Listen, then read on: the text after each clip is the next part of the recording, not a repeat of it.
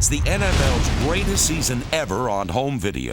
We've taken the best of the best to bring you NFL football that'll grab your gut and cling to your memory. It's like the greatest to the third power. 3 volumes of NFL's greatest ever videos packed in one full-strength gift set. The plays, the players, and the game. This collection, hosted by Steve Zabel, offers the greatest catches, throws, tackles, players, performances, and much more. How much greatness can you handle? Team. Nice concept, in life and on the field. The ones you stick by. Here are all the moments you most want to remember from the '94 season. 28 NFL teams, 28 NFL team videos, plus 2 expansion teams. Hello. Hi there.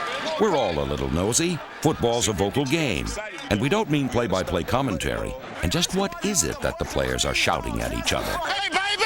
We're gonna be here all day, baby! Intimidation can be more than physical. Words push their weight around, on and off the field. We've grabbed the choicest sound bites so you can experience football as you've never heard it before. In NFL Turf Talk, the 100 greatest sound bites of the NFL. Okay. This isn't college. You're not at a home conference. I understand. This is NFL, which stands for not for long when you make them calls. Yeah. I'll be selling groceries. This is 50 minutes of impact, the pure muscle of the game. Schwarzenegger saving the universe. Hey, you tackle problems every day. It feels good to watch someone else do the impossible for a change. It's NFL's 100 greatest tackles. Expect the unexpected on the front lines of war and on the battlefields of the NFL. NFL Films War Stories goes into the trenches of the gridiron, taking fans into the warfare of an NFL pileup where anything can happen and does. War Stories looks at the field generals whose achievements in the game are exceeded only by their toughness and courage. War Stories takes fans to the most unusual zones of combat to experience the triumphs and tragedy of life and war in the NFL. This is going to be the high point of the season. Nothing comes near it, and you'll want to see it again. Superheroes, Superpower. Coming in February on video, Super Bowl 30. You know when good just doesn't come near it, and great is only halfway there. We're talking the greatest. Be sure to own the greatest season ever on home video from Polygram Video and NFL Films.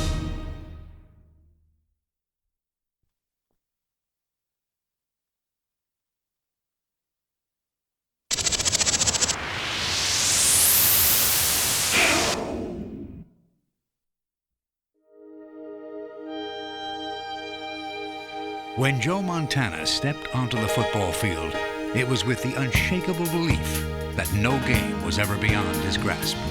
Everything hangs in the balance now. The season, the outcome of the Super Bowl berth hangs in the balance. Joe Montana never expected to lose. He expected to win every game that he played. Pass the ball. Montana rolling out the right, looking toward the end zone, throwing under pressure, throws his pass, caught by Clark. Clark got him, touchdown. By Clark. This guy, especially in those pressure situations, was just unbelievable. You've got to stop Joe on the first drive. You've got to stop Joe on the last drive. So there's 2 seconds left, and Montana will get one throw. Here's Montana throwing for the end zone. Right place, he got it! Touchdown, 49ers! He never had fear, and I think that was the exciting thing for me being around him, is that he didn't have fear. I think that he's always had that ability to believe that if I just have enough time, I can get it done. He's got this kind of a golden touch and this aura around him that everybody who can kind of go along for the ride gets a fantastic one. It's just his enthusiasm and joy and boy-like attitude towards the game of football. Let's go out and play, guys. Here's a ball. You guys have your helmets, your equipment, all the things you need. Let's go out and play. Montana just knows where everybody's going to be before they get there, and he's like about 4 or 5 frames ahead of what you're seeing. Oh, he was very competitive. That drive inside him, you know, when he took the football field, he felt it was up to him to help the team to win. 39 seconds remaining. Back to throw Montana. Steps up, throws. Touchdown! The other thing that drove him was he loves to prove people wrong. When they counted him out, it was tremendous motivation for him to come back. The drama of Joe Montana's legend was made even richer by the adversity he faced, then overcame. And beneath the icy calm of Joe Cool lay the spark that ignited greatness. This is Joe Montana, the fire inside.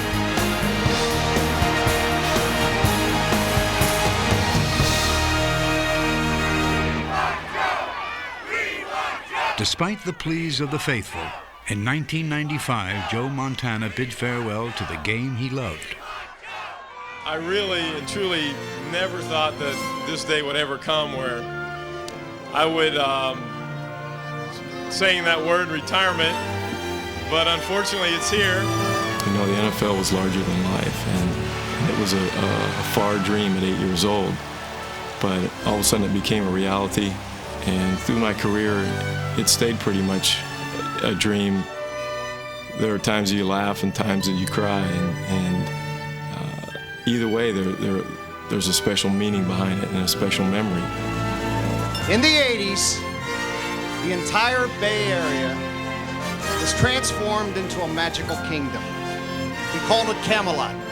Sir Lancelot would go out every weekend, and he would face the foe and he would slay the dragon, oftentimes with only 2 minutes left on the clock. He made it look easier, and he did it cool. I mean, other guys go, you know, stuff coming out, they're looking out the ear hole. He just slide it out there. I mean, where'd that come from? To answer the question, where did that come from? We have to look back 30 seasons. Back to a young boy growing up in Monongahela, Pennsylvania. It just was like a flashback. I could see him as a little kid coming off the field the first time with that uniform that was too big for him. The lessons learned as a boy would be refined and repeated for those next 30 seasons. It was a road he traveled first with his father. Well, I think the biggest thing that my father did for me was to teach me not to quit. And I think if he had let me go the route that I would have liked, I wouldn't be sitting here today. But he knew what it took to become a winner. And I think so. It started young, hating to lose, and I just carried on. Inspired by his father, no one could hold back Joe's desire to play football. A couple of times they snuck a uniform on him and put him into the games. He was a year younger than everybody else who was on the field. I don't know what would happen if they never gotten caught at the time, but he did. But he was so excited when he'd come off after the game. He'd say, I got to play today, Mom, I got to play. So he was eight years old, and he's down there trying to play linebacker and hitting some of these kids' bigger kids. I mean, he was doing a really good job at linebacker, but we always wanted him to be a quarterback. He could always throw the football. When he was 10, 11 years old, 12 years old, he could throw the ball 55 yards in the air. He had the ability, but he also had the ability from the neck up, which I thought helped carry him a great way, because there's one thing, the guy always made the right decisions. Despite his ability, Joe didn't gain the starting quarterback position at Ringgold High School until midway through his junior year. But when he did, he had a stunning debut against the area's powerhouse. And the game ended in a 34-34 tie. But in order for us to come back, Joe had to throw 4 touchdown passes plus a 2-point conversion, which he did that night. And I think that was the very start of his comebacks. Joe would just get up there, and he would know where that man was, and he'd throw it right, and every time, 98% of the time, the guy would catch it on a dead run, which would give him ability to continue, run away, and score. He was a magician on the field. Joe was Joe. He didn't put on any airs about being anybody but himself. I mean, he didn't come out and say, come on now, we're going to score. That was not his style. I mean, you knew as a young man and his teammates that he was that good. He was different than everybody else. Joe Montana's blue-collar success in western Pennsylvania forged golden dreams of Notre Dame. There was just this aura around that I had felt nowhere else, and I knew from that minute that this is where I wanted to be. And you know, you go into the stadium and you think of all the ghosts who were there, the tradition, and being a part of that meant a lot to me. But Joe's golden dreams faded as he faced the adversity of competition at a major university. I was in shock when I got there, to be truthful. Coming out of high school, you think you're pretty hot stuff, and all of a sudden I get to Notre Dame, and there were I think there were 7 freshman quarterbacks at the time, and a total of about 11 or 12 total on the roster, and you sit there and you go, why did I do this?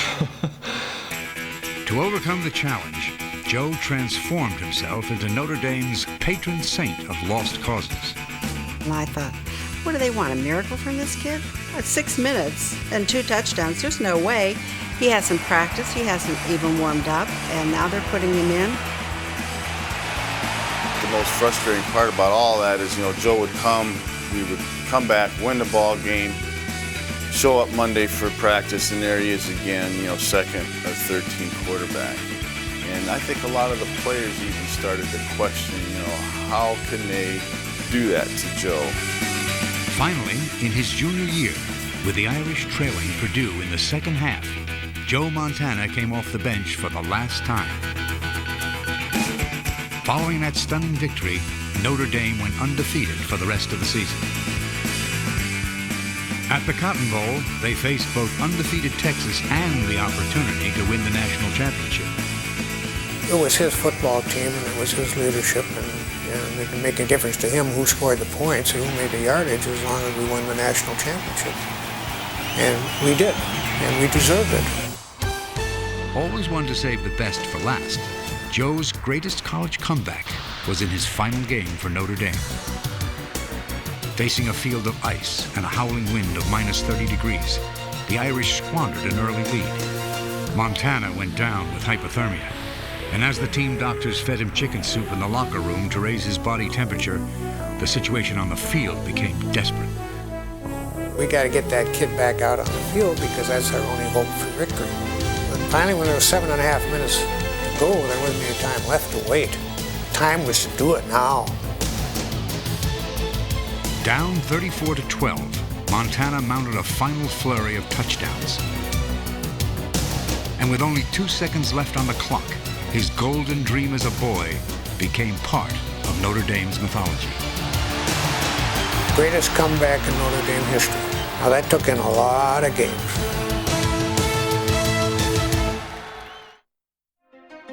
The San Francisco 49ers had been drifting off course before Bill Walsh was named head coach in 1979. Walsh's master plan to engineer smooth sailing at Candlestick Park included third-round draft choice Joe Montana, whose career at Notre Dame had been spectacular but sporadic.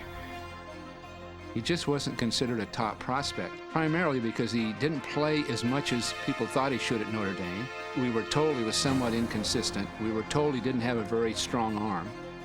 I didn't have those Heisman Trophy type numbers, and they put so much emphasis on size and arm strength and those things that sometimes don't really make the player. And so they were also telling me I was too small coming out of college, so I was too light.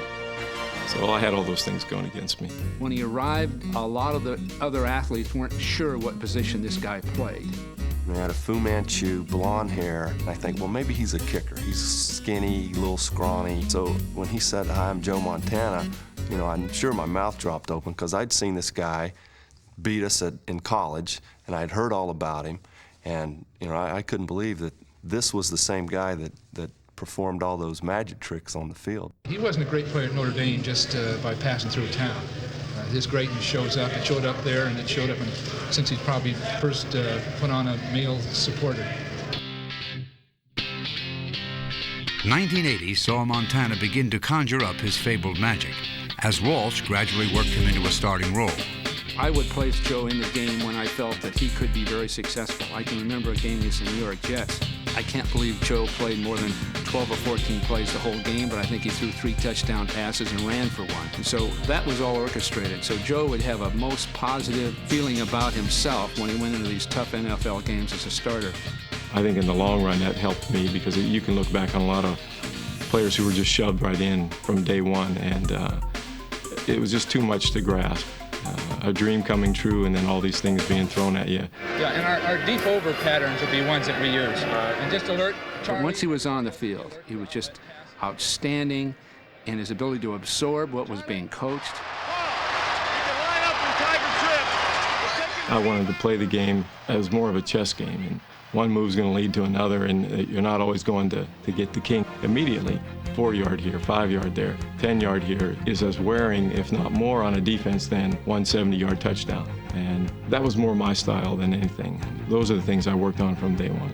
During his 14 seasons with San Francisco, Montana produced 5 NFC passing titles. While he excelled primarily by calling for short passes, he also wore out defenses with long-distance dialing. Back to throw Montana. Out in front is Rice. He is there. He's got it. He's at the 40. It'll be a touchdown for the 49ers. 96 yards. Montana was the orchestrator of the finely tuned 49er offense. Joe, when he was out there, it was really like he was conducting a symphony. You know, things were smooth, things were precise, things just seemed to flow. Montana attained perfect pitch by drawing on a vast repertoire of quarterbacking skills. The way he plays the game is almost aesthetic, artistic, almost sensual from the standpoint of he's just so quick and nimble and able to avoid and maneuver.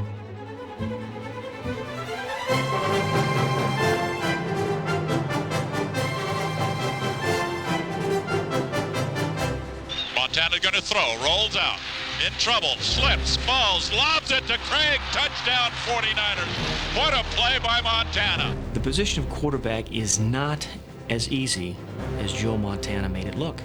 He was phenomenally accurate. You could have a defensive back over this shoulder, and he would put the ball right in the only possible place where the receiver could catch it and the defensive back could not touch it. He could also drill the ball in there, and his motion was so precise. You know, it was just like the ball was coming to you in slow motion. Montana ranks among the top 5 in NFL history in pass completions, passing yardage, and touchdown passes. Montana was so good at seeing the receiver when he was going to break open. He was so good at reading defenses, and I assume that the reason he was that was because he was so aware of the entire field and so aware of where his players were going to be. There's quarterbacks with better arms than Joe. That's easy. There's quarterbacks with, I guess, better stats than Joe. But I'd take Joe in any situation, anytime, anywhere. He'll do nothing but win and make somebody look bad. The thing that made Joe Montana such a great player is just his enthusiasm and joy and boy-like attitude towards the game of football. Let's go out and play, guys. Here's a ball. You guys have your helmets and your equipment, all the things you need. Let's go out and play. He can play in any condition, any circumstance, like he's still in Pennsylvania on the high school football field. He plays with a smile on his face. He's able to play in the most difficult situations, totally relaxed, almost placid. It was so relaxed. Most of the time with Joe and I could tease him during the game itself, and he could tease me back. I could say, how's it going out there? And he'd just been sacked 3 times. He'd say, if somebody would just call the right play, I'd be okay. Very calm on the football field. You know, you wouldn't think this guy had so much emotion inside him, but he was very competitive. Terrible. And that is not going to happen to this ball club. I ain't bullshit. We've opened the door. We're going to go through it next week, and we're going to kick ass and take no prisoners the week after. His competitiveness is just such a fire. I think that he became such a great master of the comeback because he just never expected to lose. In 1980, the 49ers faced a 28-point halftime deficit against the Saints. Montana back to throw. Big rush put on. He throws. He completes it underneath to Dwight Clark. He's the 40, the 45. He's the 50. He goes to the 40. It's a foot race. It was here that Montana began his legend as the NFL's cool master of the incredible comeback. Touchdown, 49ers. Back to throw Montana. He's being rushed. Look out. He throws. He has Solomon open at the 5. Breaks the tackle. Goes the outside. Touchdown, 49ers. We won 38-35, which was an NFL record. But more importantly, in that particular game, Joe demonstrated his ability to handle the most adverse situation you can in sports, and that's being desperately behind and maintaining your poise. Montana directed 30 fourth-quarter comebacks during his 16 NFL seasons. 3rd down. Montana to throw. throws long for Rice down the sideline. He's gone to 30, the 20, the 10. Touchdown 49ers. A 77-yard touchdown pass to Jerry Rice. So there's 2 seconds left. The 49ers will have a chance to throw one. And Montana will get one throw. Taylor and Clark and Wilson go to the far side, right to the near side. Here's Montana throwing for the end zone. Rice late, he got it! Touchdown 49ers! As the game got closer and as most people would tighten up, Joe kind of relished that moment. And I think that he's always had that ability to believe that if I just have enough time, I can get it done. The unforgettable finish of the 1981 NFC Championship still remains a lasting symbol of Montana's stature as a peerless performer in pressure-packed situations. So fasten your seatbelts now. We've got turbulence and plenty of it here at Candlestick Park now. Everything hangs in the balance now. The season, the outcome of a Super Bowl berth hangs in the balance.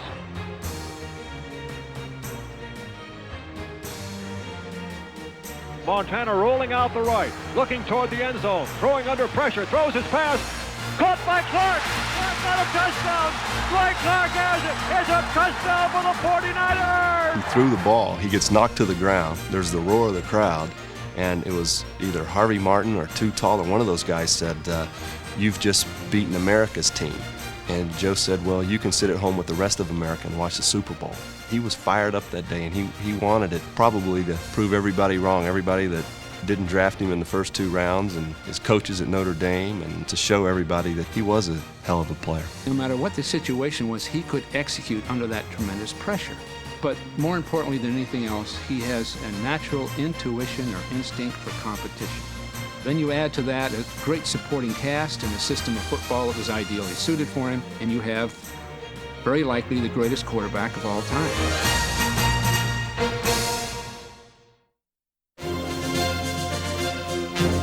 In January 1982, Joe Montana earned his first Super Bowl MVP award.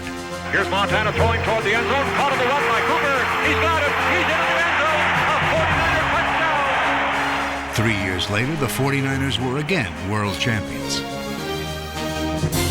Success came easy for Joe Montana, or so it seemed. Fact is, the 49ers did not always go to the Super Bowl. And throughout his career, Joe Montana faced problems far more serious than a few dropped passes. In September 1986, a ruptured disc threatened to end his career. I remember I was with Dwight Clark, and Dwight and I were walking out of the hospital after we saw him from the surgery that he had on his back. And we were both devastated because we thought this guy would never play again. I was really sure that he couldn't return that year, maybe another year, maybe never. And within a couple of weeks following the surgery, the reports were Joe was up and around, even playing catch, doing things that no one could do after that kind of surgery. And finally he returned, this was about 8 weeks, and played better than ever. It was hard to believe. Going deep, he's throwing to the goal line to Rice. He leaps, he catches it. Touchdown, 49ers! On the day he returned, Montana led the 49ers to victory with 3 touchdown passes. But in the playoffs, he suffered a cruel twist of fate when the New York Giants put him where he had spent much of the season, on his back.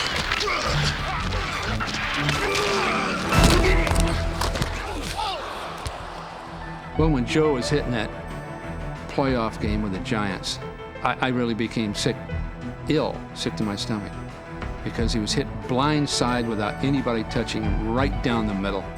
But it happens to quarterbacks. A lot of them are never the same. A lot of them never really recover. But in Joe's case, the next time he played football, it was the same Joe. He could overcome injuries and deal with them better than any athlete I've met. In 1987, Montana threw a career-high 31 touchdown passes and led the 49ers to the league's best record. However, once again, his professional life took a turn for the worse. Montana to throw, steps back, throws, intercepted. Holy mackerel. After Montana's poor playoff performance and the 49ers' shocking defeat, head coach Bill Walsh began to have second thoughts about who should be his first-string quarterback. Young, back to throw. In trouble, he's going to be sacked. No, gets away. This was the time when Steve Young began to emerge as a football player.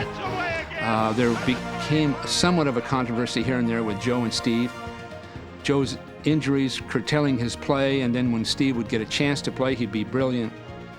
There were those who felt that Steve Young was the quarterback of the future. There were others who felt naturally that Joe Montana was the greatest player in the league. But we knew this, that there would be people taking both sides, no question about it. And it was tough. Joe never went in year after year thinking, okay, I've got this job, because if it wasn't, it was his back, and then it was trade rumors, and then they brought Steve in. So he was pretty well prepared, and I think he learned to fight on it from his mom and dad. I think the adversity only makes him work that much harder to be better. It's just like an adrenaline shot, you know, getting something to make him say, well, now they think I'm done. I'm not done. I'm going to go out there and show them that I'm still able to play, that I'm still able to do it. Montana responded by leading the 49ers back to the Super Bowl and directing a game-winning drive that may have been his finest hour. 39 seconds remaining. Back to throw Montana. Steps up, throws. Touchdown, 49ers! 1 year later, Montana dismantled the Denver Broncos in Super Bowl 24. With back-to-back Super Bowl victories, Montana and the 49ers were on the threshold of NFL history. We're not even satisfied. We want to get three. That's right. We want to get three more. No, what do you call it? Three-peat. Three-peat. Go for the three-peat. On a day when America's thoughts were on a Mideast desert, an epic battle was waged at Candlestick Park. Montana throws down the left sideline. It is caught by Taylor! Joe Montana's strike to John Taylor was the only touchdown of a game that turned into a war of attrition.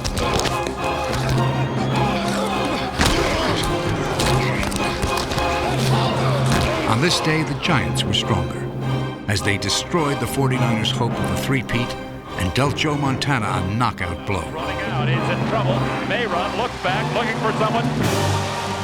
They got him! They got him back to the 15-yard line.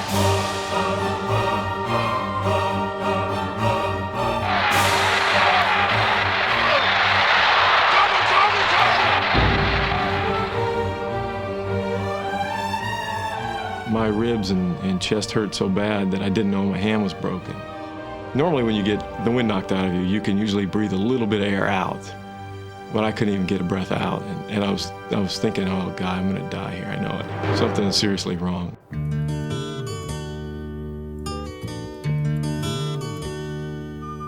I wanted him to quit, and I think his father did too, and so did Jennifer, but Joe said no. He said, I have to try to come back. I didn't want to finish my career in the hospital somewhere and say, oh, that's it, without ever giving that effort to go back, because I would have missed the game if I had to leave on those terms. This time, the comeback was different. Montana sat out nearly 2 seasons. He returned as a backup, and while he stirred up memories of the past, the 49ers were now committed to the future. Montana to throw, across the middle, Brent Jones, touchdown 49ers. I really didn't want to leave San Francisco, but the circumstances being the way they were, for me to be able to play again, I realized that the best thing for me to do would be to leave. I'm sure just like all of those who read about Camelot felt very sorry when it all fell apart, you had the feeling that what a great thing we all experienced, and at the same time you had the fear that you're just never going to experience it again.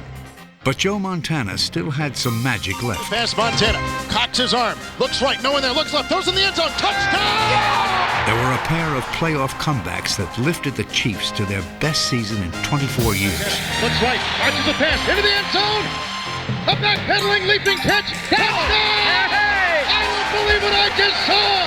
Montana Magic is back! In 1994, Montana beat the 49ers, one of only 3 defeats San Francisco suffered all season. The whole opportunity to be able to play again consistently was a joy. And I think that's what made things so much easier and smoother for the transition for me, was that people were able to see that I wasn't doing it for the money. I was doing it because I wanted to play the game and I wanted an opportunity to win. 36 seconds left in the game. In some ways, Joe Montana's final comeback embodied his entire career. Looking right, firing a pass, that a leaping grab, touchdown Montana Magic! Joe Montana made it look simple. But in reality, nothing Joe Montana ever accomplished came all that easy.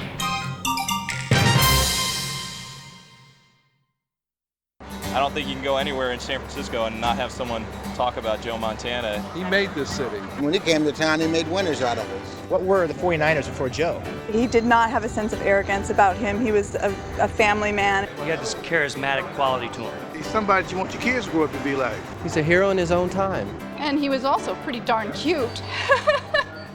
He had a spirit, like he didn't want to lose. He was the epitome of the underdog. He was never down. You could always count on him coming through at the last moment. He's the best two-minute quarterback there ever was. Cool, collective, takes his time when he throws the ball.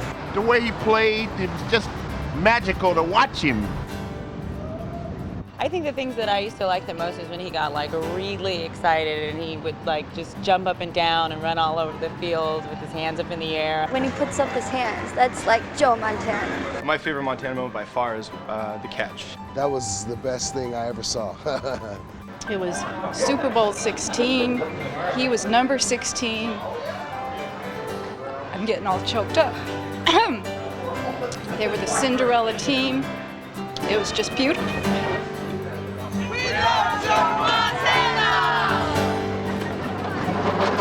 Joe Montana not only became a beloved icon in San Francisco, but also a worldwide celebrity. His endorsements helped make Montana the most famous football player ever. Can you handle the rock? Can you jump, shoot, dribble, shoot? Not really. Can you pass? Yeah, I can pass. I don't think fame affected him at all. He's still a kid. Oh, I'm serious. I want to shoot a little more next time. Next time. He's the same guy that I met a long time ago. Just, you know, I don't think he ever wants to or will grow up. Ladies and gentlemen, Joe Montana! His 1987 appearance on Saturday Night Live reaffirmed that, whether he liked it or not, the kid from Monongahela had grown into a media megastar. Now, you snap the ball to me, go out for a pass, and Walter will try to cover you. Okie dokie. I squat like this. Joey, I don't know if this is a ladylike position.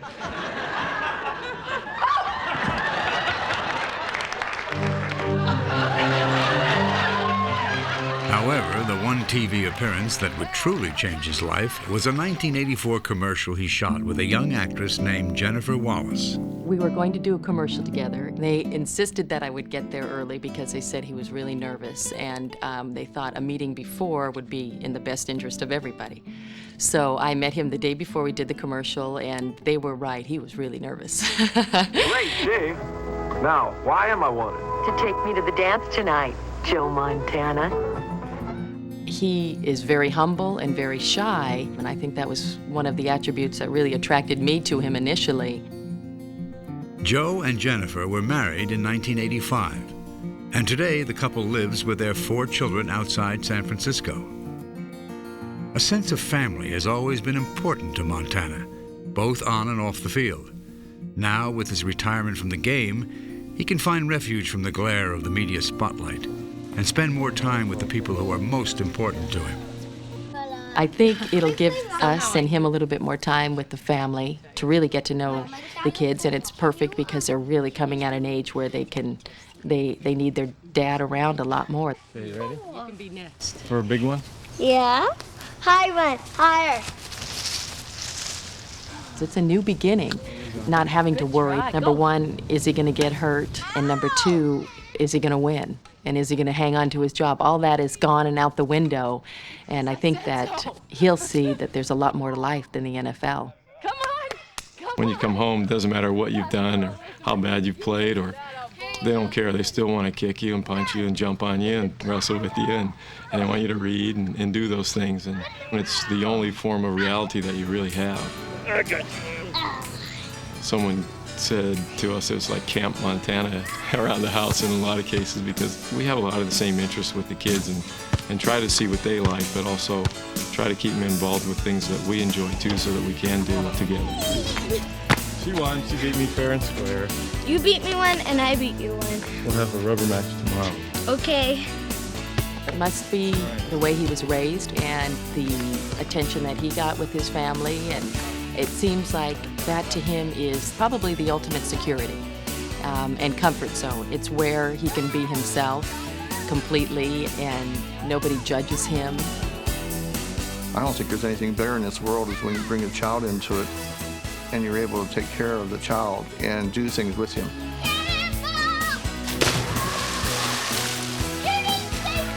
I think the greatest thing that could be happen to you is your kid jumped up on your lap and say, "I love you," you know, and it's like watching him with his kids now, and they climb up on him, and as you can see the difference in his face when they start talking to him, and they put their arms around him and hug him and say, "Daddy, I love you," and it means a whole lot to everybody. Everybody wants to be loved. Everybody wants somebody to love, and he just seems really strong about that, and he has no fear about hiding it.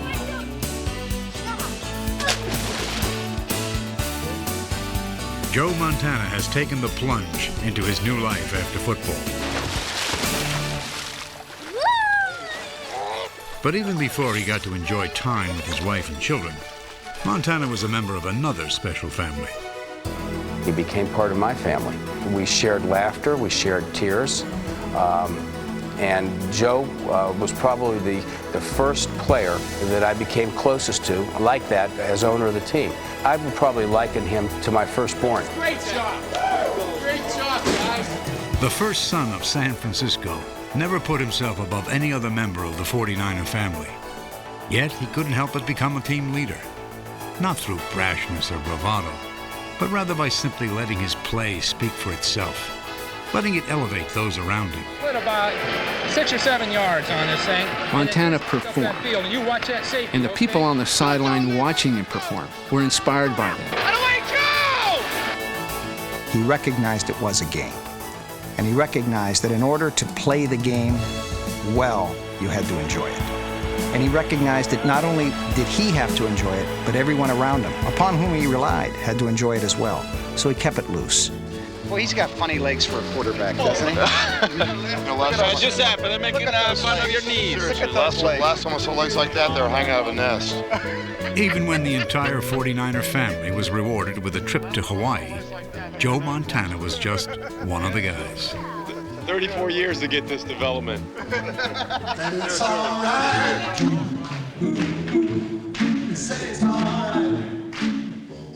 You make friendships and have experiences that can never be surpassed in any means. There are times that you laugh and times that you cry, and either way there's a special meaning behind it and a special memory, and something that will always be with you. And those are the things that I'll miss more than anything. He'll always be a 49er. He is to San Francisco what a lot of the great landmarks are. The cable car and Trans-America building and Golden Gate Bridge, and then there's Joe Montana.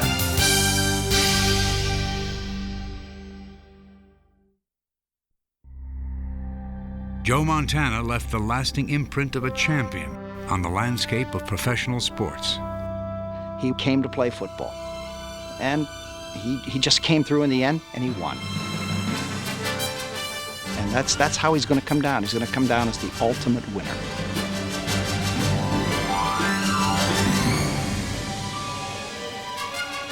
You know, one is only a winner.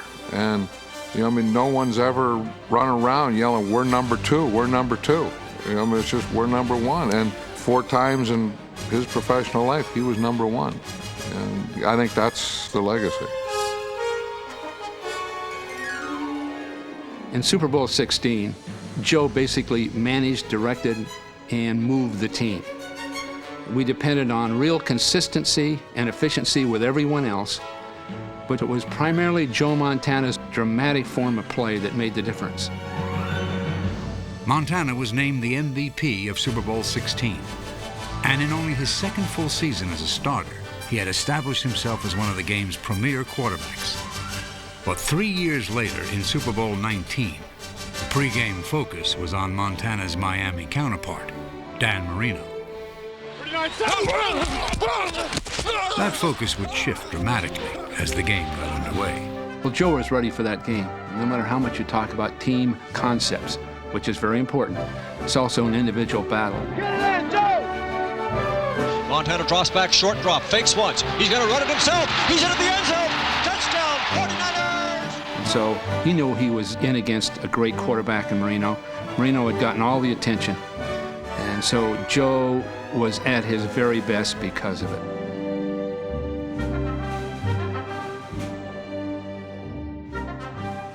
Montana throwing, and it is caught by Monroe. He's down the 10 to the 5. He's into the end zone for a touchdown for the 49ers. He was just on fire. He'd been there before. He was very calm with it. He had been in the offense 3 additional years, so he knew exactly where everyone was. We had more weapons in 19, and he was awesome.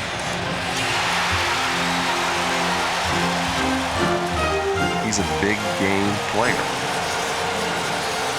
When Joe Montana came out on the field, there was the excitement. There are certain players that bring that, the anticipation. Mays was like that. You anticipated, you knew he was going to do something. What it was, you weren't sure, but it was going to be something that had an impact. Perhaps his most dramatic Super Bowl impact came in Super Bowl 23. Everybody knew that Joe was a winner. Joe, somehow he'd find a way to win. In fact, a little anecdote of that ball game, we scored, Jimmy Breach kicked a field goal with just a minute, it was a few minutes to go, 3 minutes to go or so. And Chris Collinsworth, a wide receiver for us from Florida, came over and gave me the old elbow and said, "Hey, Sam, I think we may have left too much time on the clock for number 16. The 49ers have a long way to go. He came into the huddle and I was like yelling and screaming, "Come on, let's go. Let's get it going. This is the biggest drive of my life. If we want the ring, we got to go out and get it." And he looked at me, and it was during one of those long TV timeouts they have in the Super Bowl, and he looked at me and goes, "Hey, H." You know, that's what he calls me, Harris, H. "Hey, H, check it out." I go, "What?" And he goes, "Hey, look over there in that end zone." And I looked there, and he goes, "Hey, there's John Candy." And I go, "John Candy?" And sure enough, John Candy's sitting there eating some popcorn. And I look at him, I look at the clock, and you know, there's 3 minutes to go in the game, the biggest game of the year. And he's so relaxed that, and then all of a sudden the TV timeout ended, and next thing I know, we're marching down the field for the winning drive. Montana back to throw on first down, throws over the middle, completes it to Craig. If I had somebody open right away and it wasn't my first receiver, I'm going to give it to him and let him gain 5, let him gain 10. Montana again is back to throw, a little dunk over the middle. Try to maintain that pressure on the defense. 2:35 remaining. All the way to the other side of the field. Sidelines, Price. Get some movement in there. Get some movement. If you're worried about the scramble and run thing, that's good. But don't just two gap. He'll peck us apart and get the field goal.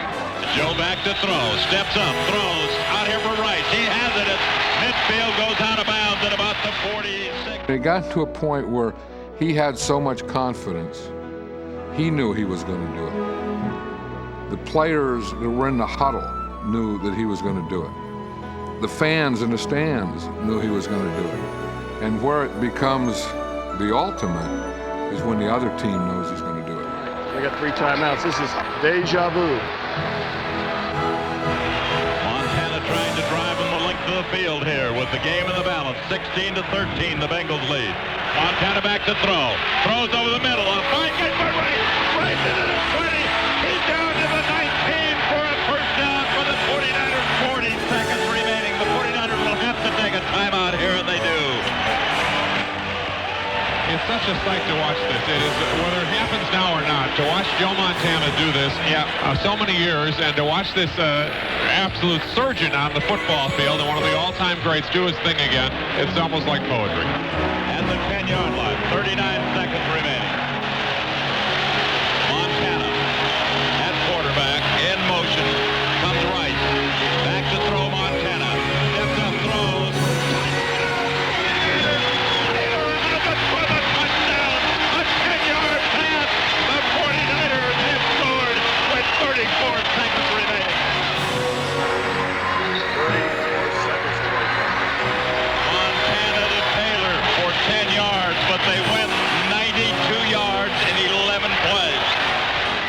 as a quarterback and having that type of a game in that game itself, you dream of those days. There's no better way to do it than that. For Super Bowl 24, Montana found a better way to top himself. And while he didn't have to make a last-minute comeback, he did make history. Montana earned Super Bowl MVP honors for an unprecedented third time. And the 49ers won their fourth world championship in dominating fashion. Going into the Super Bowl, the last one, and probably one of his greatest games of using every component in the 49er offense. Montana rolls to his right, throws to Brent Jones, great catch, he's into the end zone, touchdown 49ers! Taking every component, whether it was the tight end, the running back, the wide receiver, and using each component to its fullest to really go out and destroy. Probably could have played that game with a blindfold on. It was this unique, fully dimensional mind that Joe has to be able to do those things when other people would be struck by the drama and the pressure of a World Championship game. Joe was truly brilliant, became maybe the greatest football player of his time during that game. And of course, the rest is history. Fueled by a competitive fire that made him the ultimate winner, Joe Montana's career is not only history, it is also legend. Unbelievable. Unbelievable. God damn you. Congratulations for everything. What a great game. Well, I think that they're going to remember him with his arms up in the air, signaling a touchdown after a last-second drive to win either a Super Bowl or a very important game. But I'll remember him back in 1979, a scrawny kid out of Notre Dame who came in and built the foundation for my franchise that has carried it through the 80s and into the 90s, and he'll always be that very important cornerstone that started the 49ers on a winning way. The 49ers have won it. In this day and age of searching for heroes, he will be a hero of the 80s and 90s. The legacy that Joe Montana leaves the NFL for all young players, and I hope even my children, is never quit.